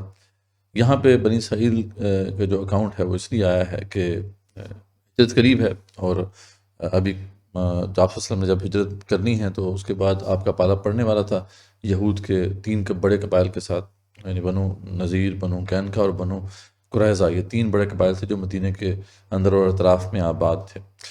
تو مقصد یہ تھا کہ ان سے بھی بات ہو جائے، ان کو بھی دعوت دی جائے، اور دوسرا یہ کہ اس وقت تک جب یہ صورت نازل ہو رہی ہے، یعنی 11 سے 13 نبی کے درمیان، یعنی موسٹ پروبیبلی 12 نبی کے آس پاس یہ صورت نازل ہوئی ہے، تو اس وقت یہود کی سازشیں بھی شروع ہو گئی تھیں، کیونکہ جو مشرکین مکہ تھے اور خاص طور پہ ان کے سردار، وہ وہاں پر یہود کے پاس گئے تھے یہ پوچھنے کے لیے کہ اس دعوت کو ہم کیسے انکاؤنٹر کریں، تو وہ ٹپس لے رہے تھے وہاں سے، تو وہ جو سازشیں تھیں وہ ایک طرح سے ان کا آغاز ہو گیا تھا، تو ضروری تھا کہ ان کو بھی یہ سمجھایا جائے، تو اس لیے بنی اسرائیل کا جو ہے یہ تفصیلی واقعہ یہاں پہ آ رہا ہے۔ تو اس سے پہلے کہ ہم اس کا باقاعدہ آغاز کریں تو ہم دیکھ لیتے ہیں کہ جو فرعون کی جو قوم تھی وہ اس کے کیا حالات تھے، یعنی اس کا زمانہ کون سا ہے، اور وہ سوسائٹی تھی وہ کس طریقے سے جو ہے فنکشن کر رہی تھی اس وقت۔ تو لفظ فرعون کے معنی سورج دیوتا کی اولاد ہے، ٹھیک ہے، اور قدیم جو اہل مصر تھے یہ سورج کو اپنا دیوتا یا مہادیو مانتے تھے، اور اس کو جو نام دیتے تھے یہ را کا نام دیتے تھے، اسی سے پھر لفظ فرعون آگے جو ہے بنا ہے۔ اچھا، اہل مصر کا جو اعتقاد یہ تھا یا ان کا عقیدہ یہ تھا کہ جو بھی ان کا فرما روا ہوتا ہے، فرعون ہوتا ہے، وہ اس را جو خدا ہے یعنی سورج دیوتا ہے، اس کا جسدی ظہور ہے۔ تو یعنی یہ ایک ان کی فلسفی تھی یا میتھولوجی تھی جس کے تحت وہ واقعی اس کو ایک طرح سے خدا مانتے تھے، اس لیے وہ جو کہتے ہیں نا کہ انا ربکم الاعلی، تو صرف وہ کہنے کی بات نہیں تھی بلکہ اس کے پیچھے ایک پورا فلسفہ تھا۔ جو قرآن میں جو فرعون کا ذکر جب آیا ہے تو دو فرعونوں کا ذکر جو ہے بڑا کثرت سے آیا ہے۔ ایک جو آج کی جو زمانے کی جو تحقیق ہے وہ بتاتی ہے کہ جو ایک سے بڑا فرعون ہم کہہ سکتے ہیں وہ بیسیکلی رمیسس دا سیکنڈ ہے، ٹھیک ہے، جس کا زمانہ حکومت جو ہے وہ 1292 سے لے کے 1225 بی سی تک کا زمانہ ہے، یعنی 1292 سے 1225 قبل مسیح تک کا زمانہ۔ اچھا، یہ وہی ہے جس کے زمانے میں موسیٰ علیہ السلام پیدا ہوئے، اور پھر کس طریقے سے اللہ تعالیٰ نے ان کو اسی کے دربار میں پہنچایا اور اسی کے دربار میں پلے پڑے، ٹھیک ہے۔ دوسرا فرعون وہ ہے جس کا ذکر خاص طور پہ یہاں پہ بھی آئے گا، وہ ہے جس کا نام منفتح بتایا جاتا ہے۔ منفتح یہ وہی ہے جس کے ساتھ موسیٰ علیہ السلام پلے پڑے، اور ایک طرح سے بھائیوں کی طرح ان کا ریلیشن شپ تھا، کیونکہ ظاہری بات ہے سیم دربار میں دونوں جو ہیں پلے پڑے ہیں، اور شہزادوں کی طرح جو ہیں دونوں پلے پڑے، تو یہ ان کا آپس میں ریلیشن شپ تھا۔ بعد میں ظاہری بات ہے جو ان کے درمیان آپس میں ایک انکاؤنٹر ہوا ہے اس کا تفصیلی ذکر یہاں پہ آ جائے گا۔ بہرحال وہ جو سوسائٹی تھی بڑی ایک ویل آف سوسائٹی تھی، یعنی اس زمانے میں جو انہوں نے مانومنٹس بنائے ہیں آج بھی جو ہے انسان حیران ہے کہ انہوں نے کیسے بنا دیے۔ تو یعنی بات ہے کہ وہ سویلائزیشن ایسے نہیں جو ہے بن سکتی تھی، بڑا ایک جیسے کہتے ہیں کہ روب اور دبدبہ تھا اس زمانے میں اس سویلائزیشن کا، اور جادو جو تھا وہ اس کی فیبرک میں ایک طرح سے شامل تھا، یعنی ہر طرف جو ہے وہ میجیشنز ہوا کرتے تھے۔ اب دیکھیں تبھی جب وہ موسیٰ علیہ السلام نے وہ جو چیلنج کیا ہے تو بہترین جادوگروں کو بلایا فرعون نے، کیونکہ اس زمانے میں جو علم تھا، یہ فن تھا، یہ اپنے ایک طرح سے وہ پینیکل پہ پہنچا ہوا تھا۔ تو اس کو ذہن میں رکھیں، اور پھر انشاءاللہ ہم آگے جیسے جیسے اس واقعے کو سمجھیں گے تفصیل سے تو پھر زیادہ بات واضح ہو جائے گی آپ کو۔ اچھا، اللہ فرماتے ہیں کہ ثم بعثنا من بعدہ موسیٰ بآیاتنا، تو پھر ہم نے مبعوث کیا اس کے بعد موسیٰ علیہ السلام کو، یعنی ان انبیاء رسول علیہ السلام کے بعد ہم نے موسیٰ علیہ السلام کو مبعوث کیا اپنی آیات کے ساتھ، بآیاتنا الی فرعون وملئہ، فرعون اور اس کے سرداروں کی طرف، فظلموا بہا، تو انہوں نے ظلم کر دیا ان آیات کے ساتھ، یعنی ان کو قبول نہیں کیا۔ فانظر کیف کان عاقبۃ المفسدین، تو اللہ فرماتے ہیں کہ دیکھیے تو پھر کیا انجام ہوا ان فساد کرنے والوں کا۔ تو یہاں سے جو ہے یہ ان کا اس واقعے کا آغاز ہوتا ہے۔ اس کے بعد پھر اب وہ سارا واقعہ جو کئی دفعہ قرآن مجید میں آیا ہے وہ کچھ اس طرح سے ہے کہ جب موسیٰ علیہ السلام کو سلیکٹ کر لیا گیا اس مشن کے لیے، ان کو رسالت مل گئی، تو پھر موسیٰ علیہ السلام نے اللہ سے ریکویسٹ کی تھی کہ اللہ میں اکیلا جو ہے نہیں جا سکتا، مجھے خدشہ ہے کہ مجھے نقصان نہ پہنچائیں، اور دوسرا ہے کہ میں زبان سے یعنی بات صحیح طریقے سے بات کو کنوے بھی نہیں کر پاتا، اس کی وجہ کچھ ایک سائیکولوجیکل ان کی اسٹیٹ تھی جس کا ذکر ہم بعد میں کریں گے جب سورۃ طٰہٰ کو دیکھیں گے۔ تو انہوں نے اللہ تعالیٰ سے ریکویسٹ کی کہ میرے بھائی کو بھی میرے ساتھ آپ کر دیں، یعنی میرے بھائی کو بھی میرے ساتھ بھیج دیں۔ تو اللہ تعالیٰ نے ان کے بھائی کو بھی جو ہے وہ نبوت سے سرفراز کیا۔ تو بہت خوبصورت دعا ہے جو انہوں نے کی تھی، رب اشرح لی صدری ویسر لی امری واحلل عقدۃ من لسانی یفقہوا قولی واجعل لی وزیرا من اہلی۔ تو بہت ہی خوبصورت دعا ہے، یعنی اسی وجہ سے پھر جو ہے ہارون علیہ السلام کو بھی نبوت ملی، اور دونوں کو اللہ تعالیٰ نے مشن دیا کہ تم جاؤ فرعون کی طرف، کہ اس نے طغیانی کی ہوئی ہے، اور یہ بھی انسٹرکشن دی تھیں سورۃ طٰہٰ میں آتا ہے کہ نرمی سے بات کرنا شاید کہ وہ سمجھ جائے، ٹھیک ہے۔ تو اللہ تعالیٰ ذریعہ بات ہے اپنے ہر بندے کا خیر خواہ ہے، چاہے وہ فرعون جیسا ظالم ہی کیوں نہ ہو۔ تو یہ اس طریقے سے جب یہ وہاں پہ پہنچے، امیجن کریں کہ فرعون کا دربار ہے، ٹھیک ہے، اور موسیٰ اور ہارون اس میں داخل ہوتے ہیں۔ اچھا، یہ کون ہے بیٹھا ہوا؟ یہ منفتح ہے، یہ دوسرا فرعون ہے جو وہاں پہ بیٹھا ہوا ہے، اور یہ ایک طرف جانتا ہے موسیٰ علیہ السلام کو اچھے طریقے سے، اور یعنی وہ جو درباری ہیں وہ بھی آشنا ہے کہ یہ کون لوگ آئے ہیں، یعنی موسیٰ علیہ السلام سے بھی لوگ واقف ہیں اور ہارون علیہ السلام سے بھی لوگ واقف ہیں۔ وہ وہاں پہ داخل ہوتے ہیں اور آ کے نا ایک بڑا عجیب سا مطالبہ کرتے ہیں، وہ کہتے ہیں کہ ایک تو بڑا عجیب سا کلیم کرتے ہیں اور اس کے بعد مطالبہ کرتے ہیں، دونوں ہی بڑے عجیب ہیں. یعنی فرعون کے سامنے اس طریقے سے آگے کوئی بندہ کھڑے ہو کے یہ بات کرتے، یعنی کہ کوئی مطلب بہت اتنا آسان نہیں ہے کہ اتنے بڑے بادشاہ کے سامنے آ کے اس طرح کی بات کرنا. تو دونوں آتے ہیں اور آگے کہتے ہیں کہ ہم رب العالمین کی طرف سے بھیجے گئے ہیں، اور موسیٰ علیہ السلام ذری بات لیڈ کر رہے ہیں. تو اللہ رب العزت کا یہ کہنا، یہ حکم ہے کہ تم بنی اسرائیل کو چھوڑ دو، بنی اسرائیل کو ہمارے ساتھ جانے دو. اچھا، اس پہ ذری بات ہے کوئی بھی شخص وہاں پہ بیٹھا ہو، چاہے فرعون کی جگہ پہ اگر آپ بھی بیٹھے ہوں، تو آپ کے ذہن میں بھی ایک سوال آئے گا کہ یہ رب العالمین کون ہے، اور یہ مطلب کس طرح یہ کلیم کر رہے ہیں کہ رب العالمین کی طرف سے بھیجے گئے. تو وہی اس نے پوچھا کہ رب العالمین کون ہے. یعنی اس کی تفصیل یہاں پہ نہیں ہے، وہ سورہ طٰہٰ میں ملتی ہے. ٹھیک ہے، یہ جو صورتیں ہیں نا، یہ بھی ضمن میں بتا دوں کہ سورہ اعراف ایک طرح سے نا جوڑا بنتی ہے سورہ طٰہٰ کی. تو یہ ان کا آپس میں بڑا ایک مسٹیریس ریلیشن شپ ہے جو ہم بعد میں آ کے مزید تفصیل سے واضح کریں گے. تو اگر آپ نے یہ پورا قصہ جو ہے بڑی تفصیل سے سمجھنا ہے نا، تو آپ ان دونوں صورتوں کو جو ہے دونوں صورتوں میں جو واقعات آئے ہیں ان کو ملا کے دیکھیں تو آپ کو بڑی کمپلیٹ ایک بڑی زبردست پکچر نظر آئے گی. تو وہاں پہ وہ بات وہ کرتا ہے رب العالمین کون ہے. موسیٰ علیہ السلام رب العالمین کا تعارف کرواتے ہیں کہ وہ رب جو جس نے مجھے بھی تخلیق کیا، تمہیں بھی تخلیق کیا، تمام جہان والوں کا پالنے والا ہے، وہ رب ہے. پھر اس نے اگلی بات کی کہ اچھا تم کوئی دلیل بھی لے کے آئے ہو یا ایسی بات کر رہے ہو. مطلب یہ بڑی لاجیکل بات ہے، بات ہے تم اتنا بڑا کلیم کر رہے ہو، کیا دلیل ہے تمہارے پاس، ایسی تم بات کر رہے ہو تم. تو موسیٰ علیہ السلام نے کہا بالکل اللہ کی طرف سے یہ دلیل ہے میرے پاس. انہوں نے جناب اپنا جو عصا تھا وہ پھینکا، وہ اژدہا بن گیا، اور وہ جو ہاتھ کو بغل میں ڈالا تو وہ چمکنے لگا. ٹھیک ہے، تو بڑے معجزات اس کو دیکھ کر سب کی آنکھیں چندھیا گئی، یہ کیا معاملہ ہے. تو باقی انہوں نے دلیل پیش کر دی، ایسی دلیل پیش کر دی ہے کہ جس کو ڈینائی نہیں کیا جا سکتا. اچھا، اب ذری بات ہے جو معجزہ ہوتا ہے اس کے ساتھ چیلنج بھی ہوتا ہے. معجزہ ہمیشہ چیلنج کے ساتھ ہوتا ہے. یہ وہ ایسے کوئی شعبہ نہیں ہوتا کہ جس کو بس دکھا کے بس آپ لوگوں کو امیوز کرتے ہیں. اس پہ پھر اللہ کی طرف سے چیلنج بھی موسیٰ علیہ السلام نے کر دیا ہوگا. تو فرعون اب وہاں پہ پھنس گیا. ذری بات ہے اس کو انکاؤنٹر تو کرنا ہے. ٹھیک ہے، تو اس نے کہا کہ بالکل جی، بہترین جو جادوگر ہیں ان کو بلاؤ. ٹھیک ہے. اچھا، اس پہ جب موسیٰ علیہ السلام نے چیلنج کیا تو ساتھ ایک اور بھی بات بڑی انٹرسٹنگ کی جس سورۃ طٰہٰ میں جس کا ذکر آتا ہے. موسیٰ علیہ السلام کہتے ہیں کہ کیوں نہ یہ جو ہم چیلنج آپ کرنا چاہ رہے ہیں اور آپ کہہ رہے ہیں کہ بہترین جادوگر جو ہیں وہ آئیں گے ہمارے مقابلے میں، کیوں نہ یہ جو انکاؤنٹر ہے یہ سب کے سامنے ہو، یہ کیا دربار میں ہم کر رہے ہیں. تو وہ ایک یوم الزینہ آنے والا ہے، ایک بہت بڑا میلے کا دن آنے والا ہے، کوئی ان کا دن تھا جس میں بہت لوگ اکٹھے ہوتے تھے. تو کیوں نہ یہ وہاں پہ ہو. اب موسیٰ علیہ السلام نے دربار میں یہ بات کر دی تو فرعون ایک طرح سے اب مجبور ہو گیا تھا. کہ ظاہری بات ہے، امیجن کریں نا کہ اس وقت وہ جو سوسائٹی ہے اس کی فیبرک ہی وہ میجک ہے. اب اس کو تو بڑا زوم تھا کہ بھئی یہ تو ایک میجک ہے اور ہمارے پاس تو بہترین جادوگر ہیں، اور وہ بہترین جادوگر ظاہری بات ہے وہ فرعون کے سپورٹرز تھے اور فرعون کے ایک طرح سے وہ پرسیپشن مینیجرز تھے. تو اب انہوں نے کہا، ان کو پورا اس پہ اعتماد تھا کہ وہ بالکل یہ تو چھوڑے ایک چھوٹا موٹا جادو دکھایا انہوں نے، کیا بڑا مسئلہ ہے. تو اس نے ایکسیپٹ کر لیا. ٹھیک ہے، اللہ تعالیٰ اس طریقے سے پھر مت مار دیتے ہیں اور پھنسا دیتے ہیں کہ ایسے شخص کو پھر آخر کار وہی جو موقع ہوتا ہے وہ ایک طرح سے اس کا اختتام ہوتا ہے، وہیں سے اس کا پھر خاتمہ جو ہے وہ اس کی جو گنتی ہے وہ شروع ہو جاتی ہے.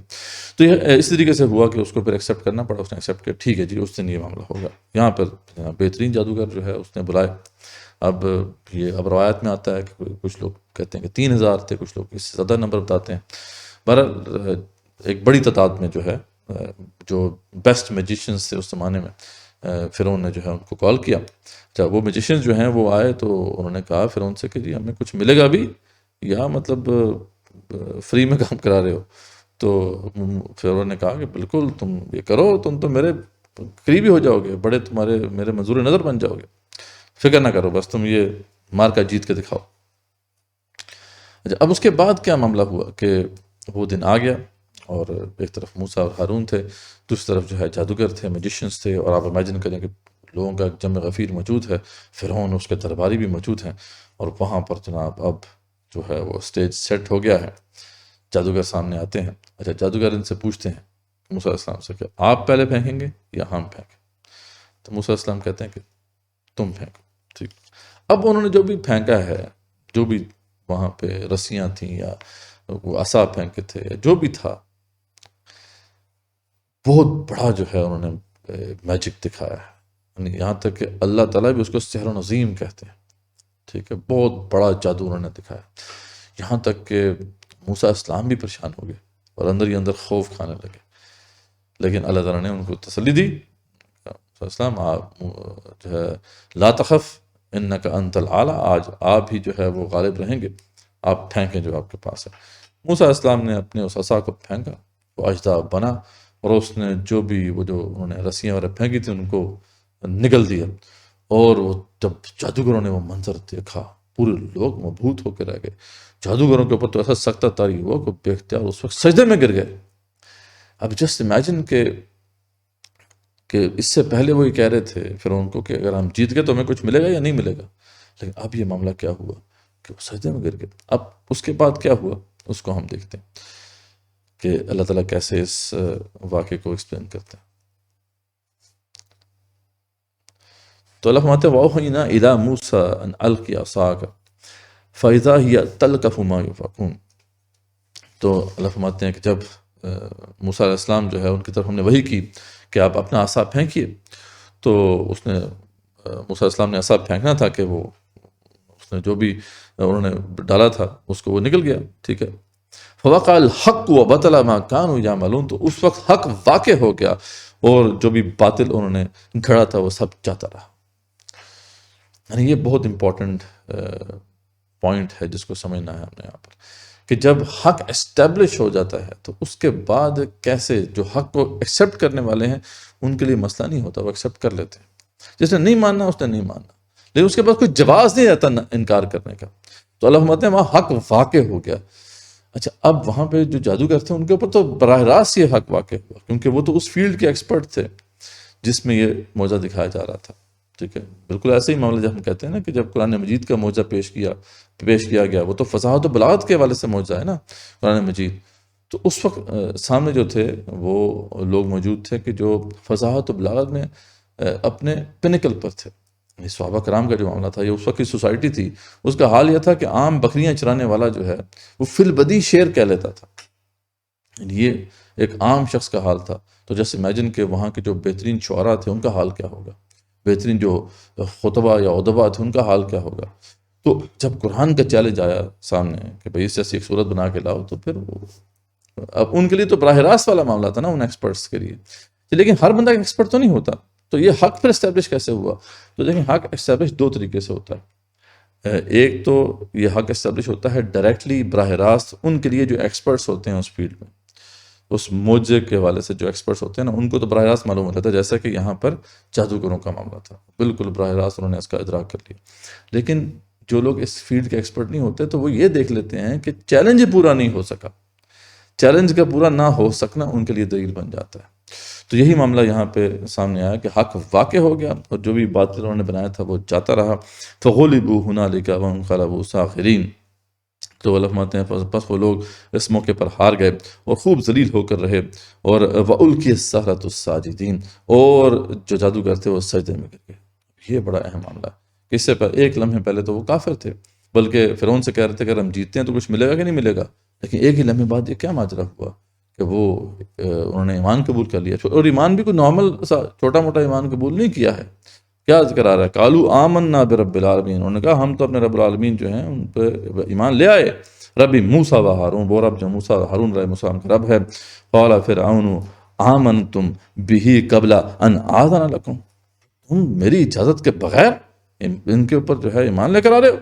ان ھذا لمکر مکرتموہ فی المدینۃ لتخرجوا منہا اہلہا. یہ تمہارا جو ہے نا یہ فراڈ ہے، یہ مکر تم نے کیا، یہ نورہ کشتی کی ہے تم نے، ملے ہوئے تم. ٹھیک ہے، اور تم چاہتے ہو کہ یہاں کے جو لوگ ہیں ان کو یہاں سے نکال دو. ٹھیک ہے، یعنی اب دیکھیں وہ اتنا تھریٹ کیوں محسوس کیا اس نے، اتنا وہ مطلب پریشان ہو گیا اس جو ہے مارکے کو ہارنے کے بعد. کیونکہ آپ سمجھ سکتے ہیں کہ اس وقت لوگوں کی پرسیپشن یہ تھی، وہاں پہ جو لوگ رہتے تھے ان کے نزدیک جادوگر جو ہے نا وہ تو ہائیسٹ ایک اسٹیٹس ہے. ایک شخص جو ہے اگر جادوگر ہوتا تھا اس سوسائٹی میں تو سب سے زیادہ معزز مانا جاتا تھا. جو انٹیلیجنسیا سمجھ لیں اس وقت کی تھی، وہ جادوگر تھے. تو وہ جادوگر جب سب کے سب سجدے میں گر گئے تو پھر تبھی فرعون کو اب کبھی لگ گئی ہے کہ اس کی حکومت جانے والی ہے. کیونکہ کسی بھی سوسائٹی میں جب انٹیلیجنسیا ایک نئے نظریے سے جو ہے کنونس ہو جاتے ہیں، وہ نظریہ جو کہ ریولوشنری نظریہ ہوتا ہے، تو پھر وہاں پہ انقلاب بس اب آ کے رہتا ہے. یہ جو بھی ریولوشنس کو اسٹڈی کرتے ہیں لوگ، انہوں نے بڑا کچھ اس پہ کہا ہے. تو اب یہاں پہ یعنی اب دیکھیں کہ وہ پریشان ہو گیا. کہا وہ یہ جو نا تمہیں یہاں سے نکالنا چاہتے ہیں، یہاں سے بے دخل کرنا چاہتے ہیں. فسوف تعلمون، ٹھیک ہے، تو پس ان قریب جو ہے تم جان لو گے. ٹھیک ہے، تو لَأُقَطِّعَنَّ أَيْدِيَكُمْ وَأَرْجُلَكُمْ مِنْ خِلَافٍ، میں یقیناً جو ہے تمہارے جو ہے ہاتھوں اور پاؤں کو جو ہے وہ مخالف سے تمہیں کاٹ دوں گا. ثُمَّ لَأُصَلِّبَنَّكُمْ أَجْمَعِينَ، اور تمہیں یقیناً اس کے بعد پھر میں سولی چڑھا دوں گا. تمہاری جرت کیسے ہوئی کہ تم ایمان لے کر آئے؟ اس پہ ان کا جواب دیکھیں کیا ہے. اس سے پتہ چلتا ہے کہ وہ عام مسلمان نہیں ہوئے تھے. قالوا انا الی ربنا منقلبون، کہا دیکھو کان کھول کے سن لو، ہم اپنے رب پر ایمان لے کر آ چکے ہیں، ہم نے قبول کر لیا ہے دین، سچا دین قبول کر لیا ہے. وما تنقم منا الا ان آمنا بآیات ربنا لما جاءتنا. یہ ہے اصل بات کہ وہ کس بنیاد پر انہوں نے اس ایمان کو قبول کیا. وہ کہتے ہیں تم ہم سے انتقام کس بات کا لے رہے ہو، سوائے اس کے کہ ہم ایمان لے آئے ہیں اللہ تعالیٰ کی آیات، اپنے رب کی آیات پر، جبکہ وہ ہمارے پاس پہنچ گئیں. ان آیات کی بنیاد پر انہوں نے ایمان کو قبول کیا تھا، ان معجزات کی بنیاد پر انہوں نے ایمان قبول کیا تھا. اور یہی وہ ریشنل ایمان ہے، یہی وہ انٹلیکچوئل ایمان ہے کہ جو بہت مضبوط ہوتا ہے. جب وہ انسان کنونس ہو جاتا ہے تو پھر یہ اس سے کبھی ہٹتا نہیں ہے. یہ غیر شعوری ایمان نہیں ہوتا کہ جو کبھی صحبت میں بیٹھے تو بڑھ گیا، صحبت سے نکلے تو اتر گیا. یہ شعوری ایمان ہے جس میں انٹلیکچوئل ایلیمنٹ ہے. ظاہری بات ہے کہ وہ غیر شعوری ایمان تو ان کو نصیب ہو ہی نہیں سکتا تھا. ان کو تو کون سی کو موسیٰ اسلام کی صحبت نصیب ہوئی تھی، اور انہوں نے کون سی کو ریاستیں کی تھیں. یہ تو بالکل ایک انٹلیکچوئل اسیسمنٹ ہے جو اس کے بعد انہوں نے ایمان قبول کیا. ربنا افرغ علینا صبرا وتوفنا مسلمین. اور کیا خوبصورت دعا انہوں نے مانگی کہ رب جو ہے ہمارے دلوں میں صبر کو بھر دے اور ہمیں مسلمانی کی حالت میں ہی وفات دے. تو اس طریقے سے جو ہے ایک فرعون جو ہے اس کا تو سارا دربار ہل کے رہ گیا، وہ تو اس کی بنیادیں ہل کے رہ گئیں. تو اس کے بعد اللہ فرماتے ہیں کہ قال موسیٰ لقوم استعینوا باللہ واصبروا. اب اس کے بعد کیا ہوا کہ فرعون نے پھر وہی پرانا جو آرڈر تھا، پرانا جو حکم تھا جو کہ شاید کچھ عرصے کے لیے جو ہے منقطع ہوا تھا، اس کو جاری کر دیا کہ ان کے جو ہے بچوں کو قتل کرو اور عورتوں کو جو ہے باقی رکھو. ٹھیک ہے، اور یہ جب اس نے دوبارہ سے جس حکم کو نافذ کر دیا تو پھر موسیٰ علیہ السلام نے اپنی قوم کو سمجھایا. قال موسیٰ لقومہ استعینوا باللہ واصبروا، اے میری قوم اللہ تعالیٰ کا سہارا حاصل کرو اور صبر کرو. دیکھو اللہ تعالیٰ سے مدد چاہو اور صبر کرو. ان الارض للہ یورثها من یشاء من عبادہ، یہ زمین اللہ تعالیٰ کی ہے، وہ اپنے بندوں میں سے جس کو چاہے اس کا وارث بناتا ہے. فکر نہ کرو، ہو سکتا ہے تمہیں اللہ تعالیٰ زمین کا وارث بنا دے. والعاقبۃ للمتقین، باقی آخرت تو بہرحال متقین کے لیے. یہاں پہ اگر نہیں بھی ملتا کچھ تو پھر آخرت تو بہرحال ہے ہی، تو اس لیے صبر کرو، انشاءاللہ اللہ مدد کرے گا. قالوا اوذینا من قبل ان تأتینا ومن بعد ما جئتنا. تو اس پہ جو ہے وہی قوم نے، وہ جو موسیٰ علیہ السلام کو تو اس طرح کی باتیں وہ سناتے رہتی تھی قوم ہی ایسی تھی. تو قوم نے کہا کہ ہم تو ہمیشہ مصیبت میں ہی رہے موسیٰ، آپ کے نہ آنے سے کوئی ہمیں فائدہ پہنچا، نہ آپ نہیں تھے تب بھی ہم ایسی حالت میں تھے، آپ آ گئے تب بھی ہماری ایسی حالت ہے. آپ کی تشریف آوری سے قبل بھی اور آپ کی تشریف آوری کے بعد بھی ہماری حالت یہی ہے. موسیٰ علیہ السلام نے فرمایا، اب اس میں موسیٰ علیہ السلام جلال میں آتے ہیں. بات ہے وہ نبی بڑے رسول جو ہیں بڑے جلالی رسول ہیں. تو قال عصا ربکم ان یہلک عدوکم. اب امیجن کریں کہ جب موسیٰ علیہ السلام سے ایسی بات انہوں نے کی تو وہ ایسے تو نہیں تھے کہ بس آرام سے بیٹھ جاتے. انہوں نے پھر ڈانٹتے ہوئے کہا، انہوں نے کہا قال عصا ربکم ان یہلک عدوکم. کان کھول کے سن لو، قریب ہے کہ اللہ تعالیٰ تمہارے دشمنوں کو ختم کر دے، ہلاک کر دے. وَيَسْتَخْلِفَكُمْ فِي الْأَرْضِ، اور تمہیں استخلاف دے زمین میں. فَيَنْظُرَ كَيْفَ تَعْمَلُونَ، پھر دیکھے کہ تم کیا کرتے ہو. ایسی باتیں نہ کرا. ٹھیک ہے، جلال کے ساتھ انہوں نے اس کا جواب دیا. لمن حفظ الكتاب بصدره فبدا وضيئا كالنجوم تألقا وتمثل القرآن في أخلاقه وفعاله فيه الفؤاد